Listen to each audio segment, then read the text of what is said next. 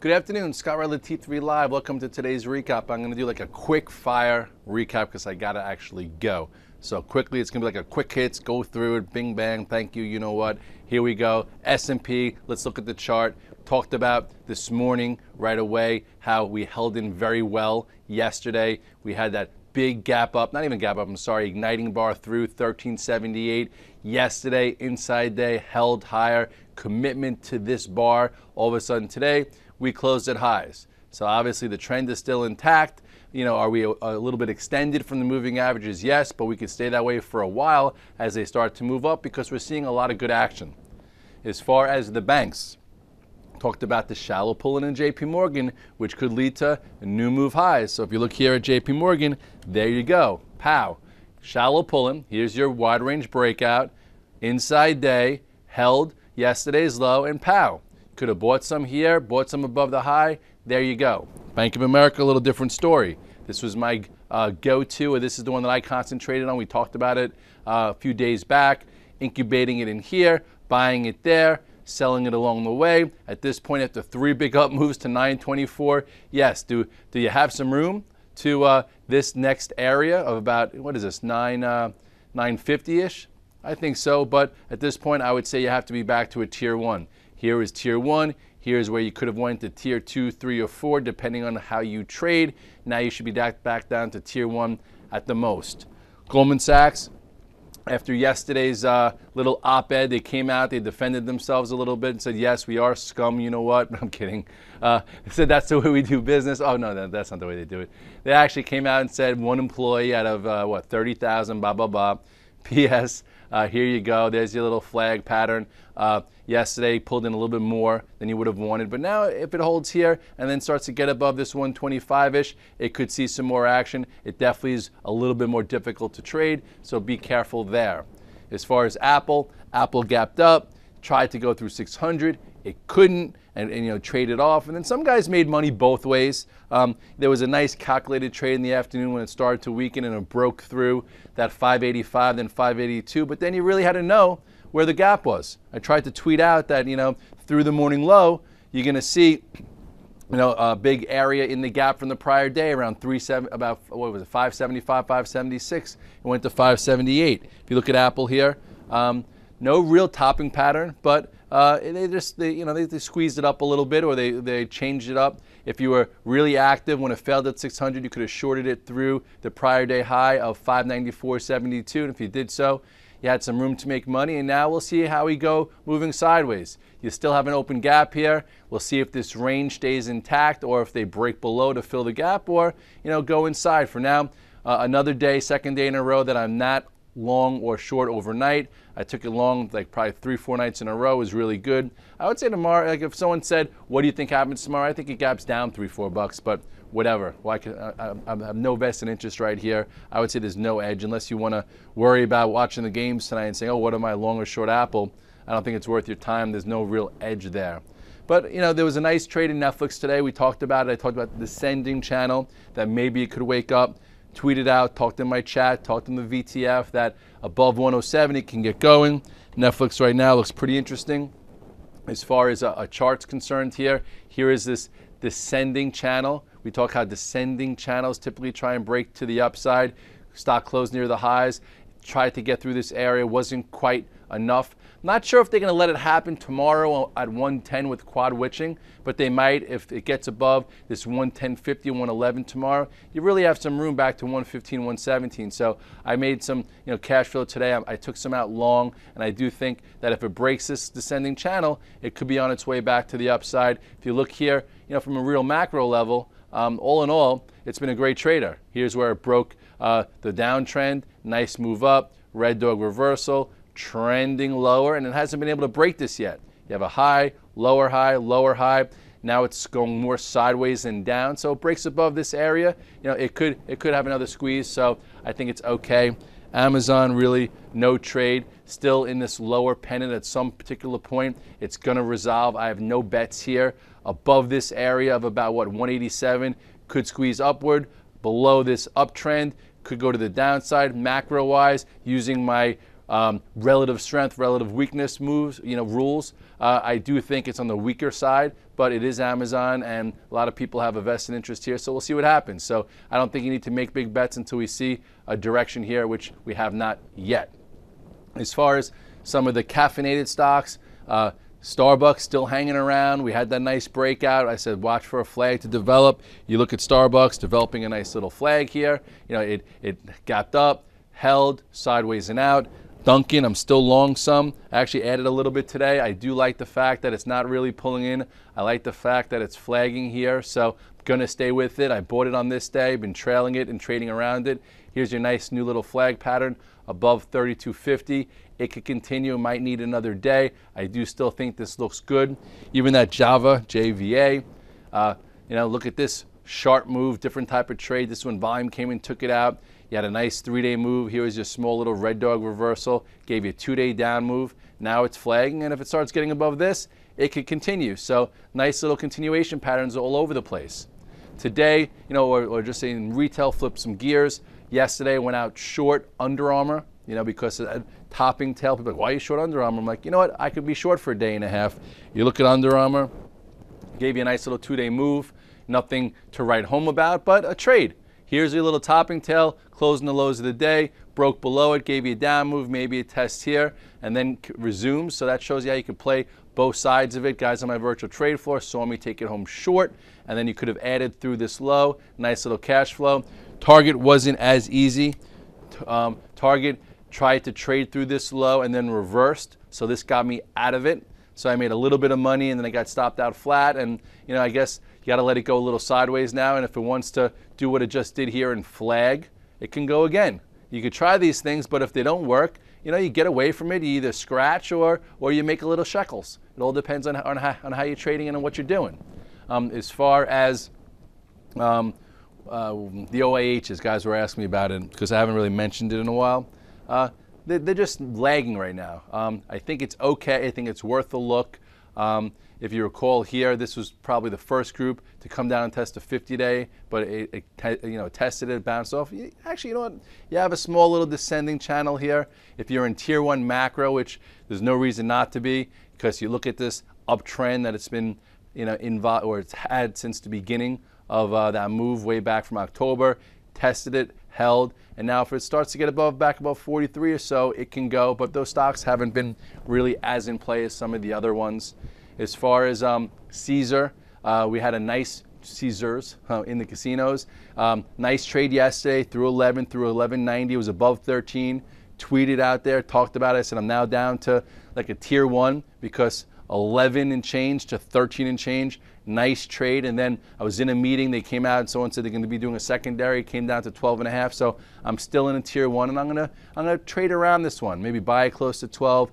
Wait for it to get out of the way, and then see how it continues. So if you look here on Caesar, you did have, this was the trade. It actually gave you some follow through when it traded through yesterday's high. This was my first area of resistance. That's why, or really second area, but that's why I got out of some. And then it came in and held, the 50% mark, so it's still in the game. Maybe it needs to go sideways, get that secondary out of the way if that's what it is, and then continue. LVS was a lot cleaner, a lot easier. This is what I talked about with Brittany this morning. Obviously you had a few different trades here. This was that Friday high. This was your buyback into support. Then it went sideways in the middle of the range. I drew this little macro wedge, and it was a buy above this 56.21. That was why on my price point sheet it said 56.21. If you bought it there, you didn't even have to have it overnight. You got paid. Closed at 57.51, and now it's right near those old highs. Looks good for continuation. So those of you macro investors that bought it here or said, or argued with me that why are you even selling it? It's going to 65 using your monthly chart. I said, it's okay. You guys held, and maybe you would never have bought it back. So congratulations for being able to sit through that and not being, as active. And you're not you could be a doctor or a lawyer or in advertising or a policeman. You're not in front of your computer the whole time. So if you have a longer term view, there's different ways to approach it. As a short term guy like me, I was able to short it, buy it back, short it, buy it back, and now I'm long. So I took some cash flow within that range. Win did this, the same thing, looking pretty good. As far as yesterday, nibbled on some dries, DRYS. I'm like, markets just had a big move. Sometimes they go after the shippers. I saw it hold support. I haven't traded this in a month. And then PS, they came for it today. I guess, little luck, what do we call luck? When opportunity meets preparation. And if you look here on this daily chart of dries, this is how you get involved. Came in, made a little bit of a low, bought a little tier 1 just to watch. Remember last time, when I saw this volume come in here, I don't have the volume on right now, gave you a big move. I think I was done with it right around here. Nice new consolidation, nice sideways action. So, I bought some and closed pretty well. I'm going to hold some. I think it gets back above 350 or so, and then who knows, maybe the dry bulk rates get better and the economy keeps improving and this continues higher. So all in all, the good book says that you get, let me put the volume in so you can see it, basic studies, here's your volume, let's go okay. This is when there was no volume in the stock. Here's when volume came back. That's why I got interested right there on day 1. It continued, petered out, and then there's really been no volume. And then today, some volume came back. Day 1, we'll see if it continues. Look how long it went after this day 1. So we'll see if that takes place, and we'll move on. Another little guy popped up. I know I lost money in this the last time, but the guys are telling me that this is a really good fundamental story as far as HD TV, mobile devices, one of the few that have it. It closed decent today, around 544. Here's your level 588, and then it can go higher. This also has a somewhat of a descending type of channel here, poked its head above. Guys are looking for other names he also mentioned this one, same little sector, and it started to break above it. So I wouldn't say these are like things you need to focus on, but if you have the ability to take portfolio approach, okay, this one I already went, you could take 8, 9, 10, 12 different type of scenarios where you don't need just the craziest, fastest moving leaders. You could take some other stocks that could trend. And that's why yesterday I'm like, you know what, I'll take some dries, no big deal. You know what, this one, I'll take some, maybe it works. It's another position. Caesar, that's when I started doing it with that. You don't have to just be an LVS and win. Today also, JCPenney's. JCPenney's did a reversal. Don't love playing laggards, right? Because playing laggards is sometimes difficult, right? Definitely difficult to do. But this one did my little pattern here. Okay, it's pulled in all the way from 44, came in, sort of retested right where it broke out from. Okay, probably shouldn't have came in that much, but it did. Came below, crossed back above this area here, which was what? 37.50, closed on its high. So to me, that's an outside reversal. I'll take some long, not tier 2 or 3, tier 1 and change, and we'll see if we can get some kind of move back up. Maybe it gets to 38, maybe it comes to here. You have a bit of a descending trend line here too. Okay, so if it starts to break above, maybe it gets back going because retail's been strong, and this one got the director from Apple who's supposed to be redesigning all the stores or whatnot. But PS, I saw this, and I'll go with it a little bit because I'm able to manage positions. Right now I'm back to managing like 7, 8 to 10 positions with some hedges on because we've been trending again. I started redoing that last Thursday, a week ago, when we took back 1360, and I said, you know what? I see the market acting well. We only retraced 25% of the fib numbers. We have retail making new highs. We have the Qs making new highs. The laggard groups that gave us a little bit of a tricky pullback with the Russell and the OAHs and the semis, they all held their 50-day. So I was leaning more towards a resumption of the current trend versus a correction. So I started putting on positions, and rightly so. I know that guys were talking to me about IBM, and I did sell it early. I sold it yesterday. Big deal. For me, that was a nice little hold. I sold it right around 204.78. It's a 206. Good. If you're holding it, that's what you do. For me, I started buying it here. Here's my cash flow. Bought it here. Here's my cash flow. And then watch. I got out of it on this day. Got out of it. This happened, saw that it held this support, and I got back on this day.